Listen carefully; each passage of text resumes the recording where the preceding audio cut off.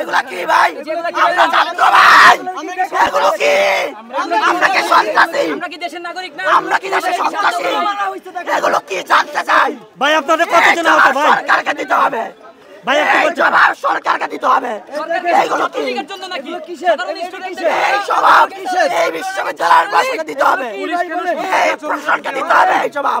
Police ছাত্রলীগের সাথে একত্রিত হয়ে আমাদের উপরে হামলা করেছে। আমরা তো সন্ত্রাসের বিরোধিতা করি। এই ওর কথা একটু নিব। পুলিশ কি করেছে? পুলিশ ছাত্রলীগের সাথে একত্রিত হয়ে আমাদের উপরে হামলা করেছে। আমি বলি পুলিশ আমাদের উপরে নগ্ন হামলা চালায়। চারিদিক থেকে কিন্তু পুলিশ এগিয়ে যাওয়ার চেষ্টা করছে, শিক্ষার্থীরা একদিকে, অপরদিকে কিন্তু পুলিশ। দর্শক যা দেখছেন শব্দ কিন্তু হচ্ছে, আমরা দূর থেকে আপনাদের দেখানোর চেষ্টা করছি। পুলিশের দিকে একবার তাকান তাহলেই দেখতে পারবেন এখানে কি হচ্ছে।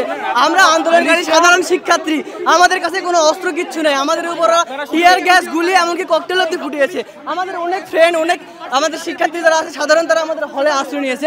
আমাদেরকে বলা হয়েছিল 6টার মধ্যে হল ছাড়ে দিতে। এখন আপনি ঘড়ির দিকে তাকালে দেখতে পারেন 6টা বাজেনি, এর মধ্যে কেন আমাদের অ্যাটাক করা হলো। আমাদের অনেক ফ্রেন্ড আহত হয়েছে। ইভেন আমরা যে মেডিকেলে নিয়ে যাবো সেই সুবিধাটা আমাদের দেওয়া হচ্ছে না। এইদিকে সামনে আমাদের পুলিশ, আমরা যদি এদিকে শাহবাগে যাই সেখানে আমাদেরকে ছাত্রলীগ আমাদের উপর আক্রমণ করতেছে। তো এই অবস্থায় আমরা কি করবো? আমাদের শিক্ষকরা আমাদেরকে নিরাপত্তা দিতে পারতেছে না।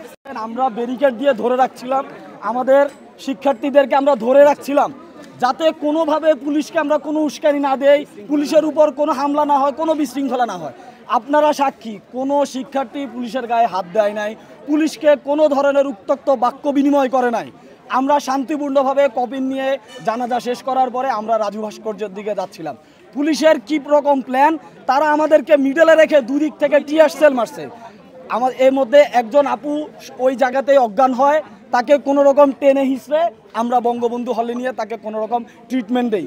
এই ছাড়া কমপক্ষে 10 থেকে 15 জন গুলিবিদ্ধ হয়েছে আমার চোখের সামনে। আমি এক ভাইকে পুলিশ, আপনারা তো দেখছেন কে গুলি করবে, একজন ভাইয়ের এইখানে হচ্ছে যে সে গুলিবিদ্ধ হয়েছে। তাকে আমরা, একটা রিক্সা ছিল যেটা টিচারদের জন্য খাবার নিয়ে আসছে, সেই রিক্সায় করে আমরা তাকে পিছনের গেট দিয়ে পিজি হসপিটালে পাঠাইছি। সকাল থেকে আমরা এখানে আমাদের তারা ক্যাম্পাসের ভিতরে এই যে আপনারা সবাই এই মুহূর্তের উপস্থিত থাকা অবস্থায় তারা কিভাবে মানে টিয়ারশেল মারলো, টিয়ারশেলের ভুক্তভোগী কিন্তু আপনারাও, একদম জ্বলন্ত সাক্ষী। আপনারা আপনারা কতজন আছেন এখন এখানে? কতজন আছেন আপনি একটু বলেন।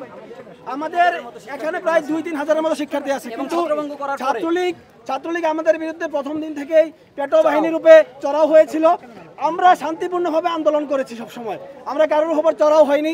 ছাত্রলীগ সবসময় বাহির থেকে, ঢাকা উত্তর মহানগর, দক্ষিণ মহানগর, গাজীপুর থেকে টুকাই এনে যাদের যারা 5 পাস না 8 পাস না তাদেরকে দিয়ে দেশের সেরা বিদ্যাপীঠের অনার্স মাস্টার্স করা ছাত্রদের উপর হামলা করে